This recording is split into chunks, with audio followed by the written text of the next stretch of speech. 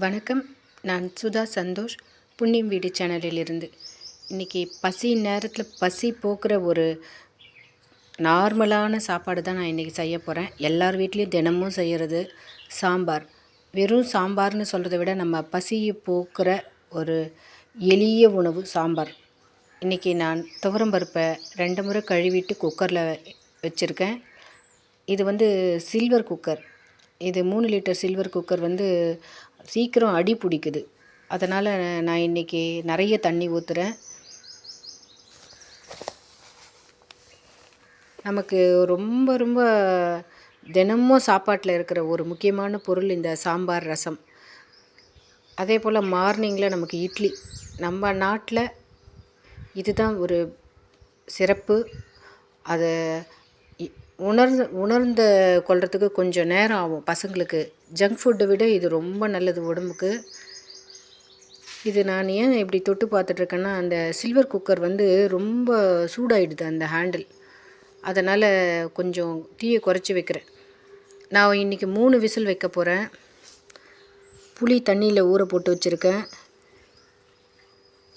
புது புளியும் கொஞ்சம் எடுத்து போட்டிருக்கேன். அது பழைய புளி கருப்பாக இருக்குது, அதனால் புது புளி கொஞ்சம் கலராக இருக்கும்னு புது புளியும் கூட சேர்த்து ஆட் பண்ணுறேன். நான் கொஞ்சம் இன்றைக்கி பழைய வதங்கின கத்திரிக்காய், மாங்காய் எடுத்து வச்சுருக்கேன். 2 தக்காளி, 3 வெங்காயம், 1 இஞ்சி, 2 பச்சை மிளகாய் எடுத்திருக்கேன். எனக்கு தோட்டம் இருக்குது, ஒரு 7 மரம் இருக்குது. போய் எடுத்துகிட்டு வரத்துக்கு முடியல. வெங்காயம், தக்காளி, பச்சை மிளகாய், இஞ்சி கட் பண்ணி வச்சுட்டேன். அந்த வதங்கின கத்திரிக்காயும் நல்லா இருக்கிறத பார்த்து 4 கட் பண்ணி வச்சுருக்கேன். வாணலில் தாளிப்பு வச்சுருக்கேன். கடுகு, சீரகம், கருவேப்பிலை,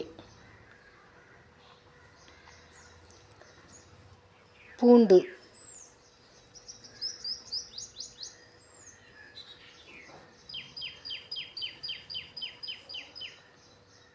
ஒரு சின்ன ஸ்பூனில் மஞ்சள் தூள் எடுத்து போட்டிருக்கேன். பெருங்காயம். சாம்பாரில் நிச்சயமாக நம்ம பெருங்காயம் போட்டோம்னா மணமும் நல்லாயிருக்கும், நமக்கு கேஸ்ட்ரிக் ப்ராப்ளத்துக்கும் நல்லாயிருக்கும். வெங்காயம், தக்காளி, பச்சை மிளகாய் எல்லாத்தையும் கலந்து கட் பண்ணதை எடுத்து வாணலில் போட்டு வதக்கிட்டுருக்கேன். இப்போ நம்ம சாம்பாருக்கு இதை நல்லா வதக்கணும் சுருள அப்படின்னு தேவையில்லை.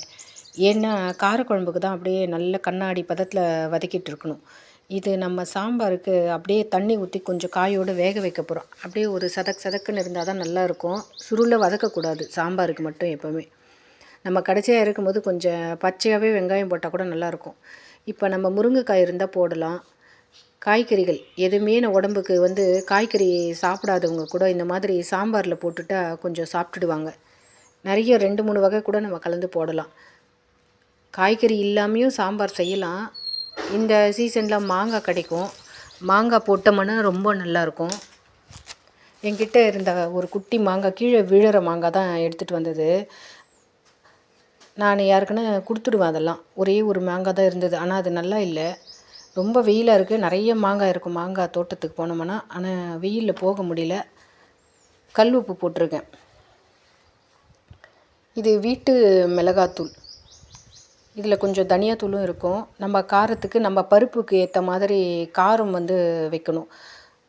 நமக்கு நிறைய பிடிக்குதுன்னு காரம் போட முடியாது. அந்த குழம்புக்கு ஏற்ற காரம் வைக்கணும். இது கொஞ்சம் பெரிய வாணல், அந்த தட்டு போட்டு மூட முடியல.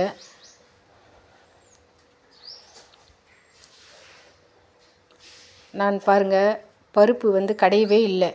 அந்த சில்வர் குக்கரில் வச்சதுனால நல்லா அப்படியே மாவு மாதிரி ஆயிடுச்சு.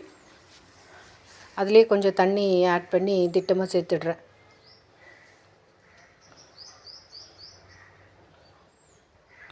இதில் மாங்காய் போட்டிருந்தால் ரொம்ப நல்லா இருந்திருக்கும். நான் வெறும் கத்திரிக்காய் தான் போட்டிருக்கேன்.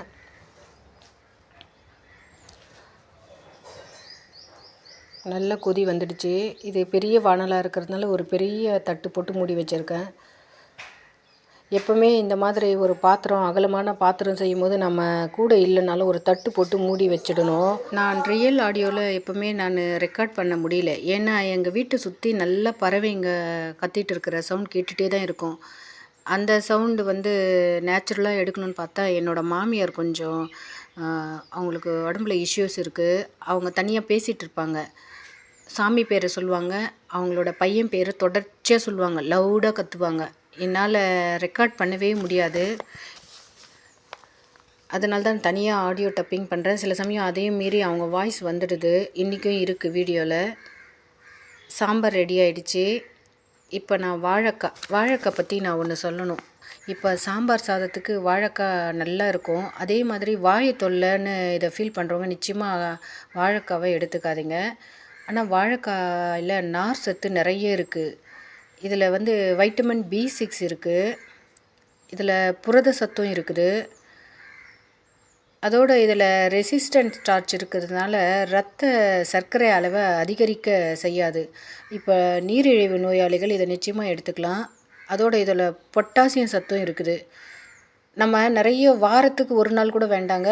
நம்ம காய் கிடைக்கும் போது ஒரு காய் வச்சு செஞ்சு சாப்பிடலாம். எல்லா சத்தும் எல்லா காய்கறிலையும் நமக்கு கிடைக்கும். நான் கடுகு, சீரகம், உளுத்தம் பருப்பு, பூண்டு, வெங்காயம் எல்லாத்தையும் போட்டு தாளிச்சிட்டேன். நம்ம வாழைக்காய்க்கு நிறைய எண்ணெயில் போட்டு வதக்கி எடுத்து செய்கிறது எனக்கு அவ்வளோவா பிடிக்காது. கொஞ்சம் சின்ன பசங்களுக்கு அதெல்லாம் பிடிக்கும்னா நம்ம செஞ்சுக்கலாம். இதில் 2 வகையாக செய்யலாம். நம்ம மிளகாத்தூள் தூவியும் செய்யலாம். வெறும் மிளகாத்தூளுக்கு பதில் வெறும் மிளகுத்தூள் போட்டும் செய்யலாம். நான் வந்து சின்ன வயசில் அம்மா எங்கள் வீட்டிலலாம் எங்களுக்கு தினமும் மிளகுத்தூள் போட்டு தான் செஞ்சு தருவாங்க. இங்கே மாமியார் வீட்டுக்கு வந்த பின்னாடி நான் மிளகாத்தூள் போட்டு தான் செய்கிறேன். நம்ம குழந்தைங்களுக்கு கொடுக்கும்போது வெயில் காலமாக இருந்தாலும் கொஞ்சம் மிளகுத்தூள் போட்டு கொடுக்குறது நல்லது. ஏன்னா அவங்க ஒரு 2 பீஸ் வச்சு சாப்பிட போகிறாங்க. அதனால் சொல்கிறேன். இது தயிர் சாதத்துக்கு சாப்பிட்டாலும் ரொம்ப நல்லாயிருக்கும். இதை நான் ஒரு சின்ன பாத்திரத்தில் வச்சு வேக வச்சுட்டேன். குயிக்காக வெந்துடும். நம்ம விசில் போட்டுலாம் வேக வைக்கணுன்னு அவசியமே இல்லை.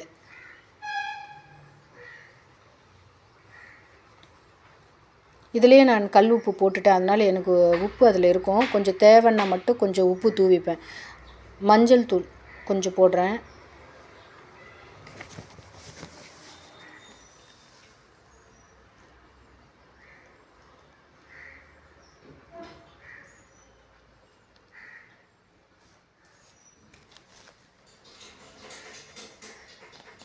இது வந்து வீட்டோட மிளகாத்தூள்.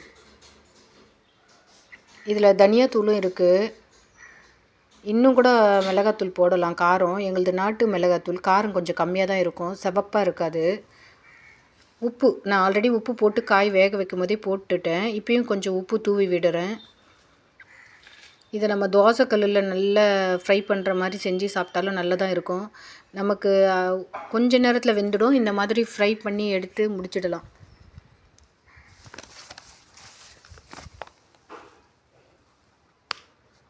ஒரு மாதத்துக்கு ஒரு முறையாவது எல்லா காய்கறியும் நம்ம ஃபுட்டில் சேர்த்துக்கணும்.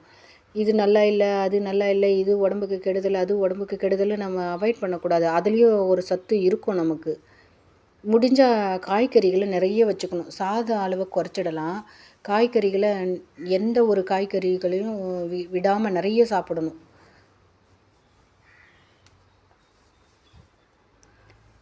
இப்போது நமக்கு ஒரு 4-5 வகை காய்கறி இருந்தால் நம்ம கொஞ்சம் கொஞ்சம் வச்சு சாப்பிடலாம். இப்போ கேரட் மாதிரி இருந்ததுன்னா ஒரு கப் ஃபுல்லாக கேரட். இப்போ லஞ்சுக்கு நான் கேரட் கொடுத்து அனுப்ப போகிறேன். அதனால் கேரட் செஞ்சிட்ருக்கேன்.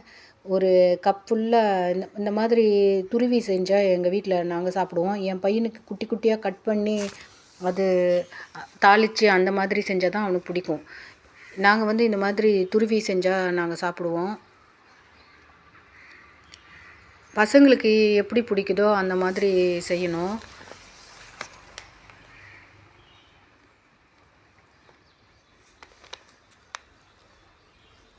சில பசங்க பீட்ரூட் கூட துருவி இருந்தால் சாப்பிடுவாங்க. எனக்கு ஆக்சுவலாக பீட்ரூட் துருவி செய்ய மாட்டேன். என் பையன் அதை எப்போவுமே வந்து இந்த துருவல் விட கட்டங்கட்டமாக குட்டி குட்டியாக கட் பண்ணி சாப்பிட்டா என் பையனுக்கு பிடிக்கும். கேரட் அவன் இருக்கும்போது மட்டும் கட் பண்ணி தான் செய்வேன். என் பையன் இல்லை, இப்போ எங்களோட காலேஜ் படிக்கிறான் என் பையன். இது ரொம்ப குட்டி குட்டியான கேரட்டு, பொறுமையாக சீவிட்டுருக்கேன். அதனால் நான் ஏறக்குறைய இப்போ ஒரு 1 வீக் ஆகிடுச்சு இந்த கேரட் வாங்கி. ஃப்ரெஷ்ஷாக தான் இருக்குது. நம்ம ஃப்ரிட்ஜில் வாங்கி நிறைய காய்கறிகள் வாங்கி டம்ப் பண்ணி வச்சு வீணாக தான் போகுது. நான் பீன்ஸ் வாங்கி வச்சேன், அது கலர் சேஞ்ச் ஆகிடுச்சு. கேரட்டு செஞ்சு விடலான்னு வச்சுருக்கேன். பீட்ரூட் இன்னும் இருக்குது. ஒரு நாளைக்கு நம்ம ஒரு பதார்த்தம் தான் செய்கிறோம். நம்ம 2 பதார்த்தம் செஞ்சிட்டோம்னா கொஞ்சம் சீக்கிரமே காலி ஆகிடும். நம்ம அப்படியே மறுநாளுக்கு வச்சுக்கலான்னு வச்சோம்னா வீணாக தான் போகுது காய்கறி. அதனால் நான் இன்றைக்கி வாழைக்காவும் செய்கிறேன். இது வாழைக்காய் வந்து நம்ம வீட்டில் காய்ச்ச வாழைக்காவே. அப்படியே இருந்ததுன்னா எல்லாமே வீணாகிடுது.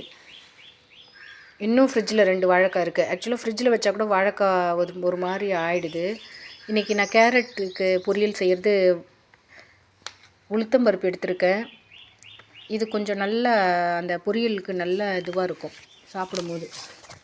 கடுகு, சீரகம், கருவேப்பிலை. நம்ம பச்சை மிளகாவும் போடலாம், காஞ்ச மிளகாவும் போடலாம். நான் இன்றைக்கி காஞ்ச மிளகா தான் எடுத்திருக்கேன். கடுகு, சீரகம் பொரிஞ்ச உடனே நம்ம உளுந்து தாராளமாக அந்த பொரியலில் தெரிகிற மாதிரி இருக்கணும். கிட்டே இருந்து வதக்கணும். கலர் சேஞ்ச் ஆகிடக்கூடாது கருப்பாக. நான் நசுக்கி தான் போடுறேன்.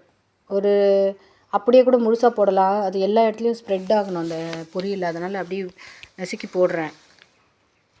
காஞ்ச மிளகாவை.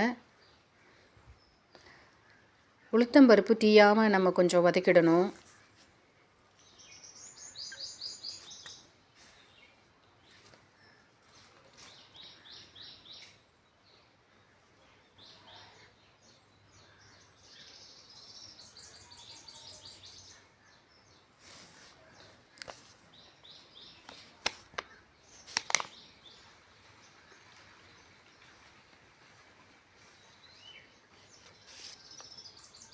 நறுக்குன வெங்காயம், பூண்டு போடுறேன்.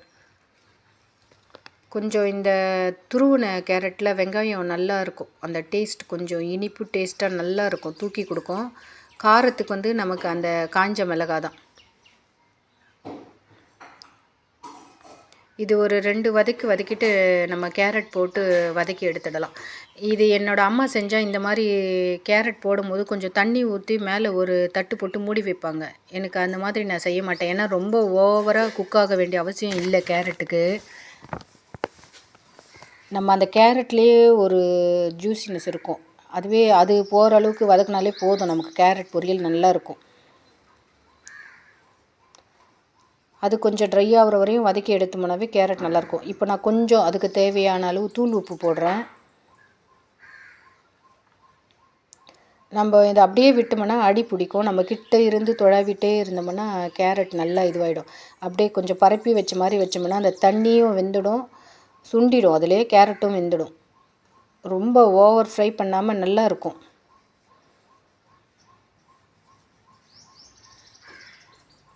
ஒரு சாம்பார் சாதத்துக்கு பசி நேரத்தில் ஒரு கேரட் பொரியல் வாழைக்காய் வச்சு சாப்பிட்டு பாருங்கள், எவ்வளோ சுவையாக இருக்குன்னு. நம்ம ஒரு சாதம், ரசம், மோர், இது மாதிரி ஒரு பொரியல், ஊறுகாய், முடிஞ்சால் அப்பளம், ரொம்ப டேஸ்ட்டாக இருக்கும். வயிறு நிறைஞ்ச மாதிரி இருக்கும். அதுதான் பொதுவாக நான்வெஜ் சாப்பிட்டா தான் வயிறு நிறையணும்னு நினச்சிட்ருக்கோம். இல்லை, இந்த மாதிரி சாப்பாடு செஞ்சு பாருங்கள், நல்லா இருக்கும். நான் வந்து நான்வெஜ் விரும்பி சாப்பிட்றவங்களுக்கு சொல்கிறேன். நம்ம வெஜிடேரியன் சாப்பாடே வந்து ஒரு நல்ல டேஸ்ட்டு தான். நான் இப்படி அழுத்தி விடுறேன். அதில் இருக்கிற தண்ணியெல்லாம் அந்த மாதிரி அழுத்தினும் போதே சத்தம் வரும். நம்ம அப்படி விட்டுட்டு நகர்ந்தமான கூட கேரட் அப்படியே கருப்பாயிடும். அடியில் இருக்கிற கேரட்லாம் கொஞ்சம் கிட்ட இருந்து ஒரு 2 நிமிஷம் வதக்கிட்டோம்னா கேரட் பொரியல் ரெடி ஆகிடும். நம்ம சைட் டிஷ்ஷாக வச்சு சாப்பிட முடியலன்னா பசங்களுக்கு ஒரு கப்பில் போட்டு கொடுத்துடுங்க. கேரட் அல்வா அப்படின்ற மாதிரி கொடுக்கணும்னு இல்லை. சின்ன வயசுலேயே பசங்களுக்கு இந்த மாதிரி எல்லா டேஸ்ட்டும் ஒரு கப்பில் போட்டு இது ஒரு ஸ்நாக்ஸ் மாதிரி கொடுக்க பழகணும். பசங்க இதை சாப்பிட்டுச்சிங்கன்னா அப்புறம் ஸ்நாக்ஸ் மாதிரி சின்ன வயசுலேருந்தே சாப்பிடணும். சாப்பாட்டோடு சாப்பிடலை அப்படின்னு நம்ம சொல்கிறத விட முதலே செஞ்சு ஒரு கப்பில் போட்டு கொடுத்துட்டோம்னாவே சின்ன பசங்க சாப்பிட்டுடுவாங்க ஸ்பூனில் எடுத்து. கேரட் எப்போவுமே நம்ம நாட்டில் மலிவாக தான் இருக்குது. நம்ம நிறைய சேர்த்துக்கணும். இது கண்ணுக்கு ரொம்ப நல்லது கேரட்டு.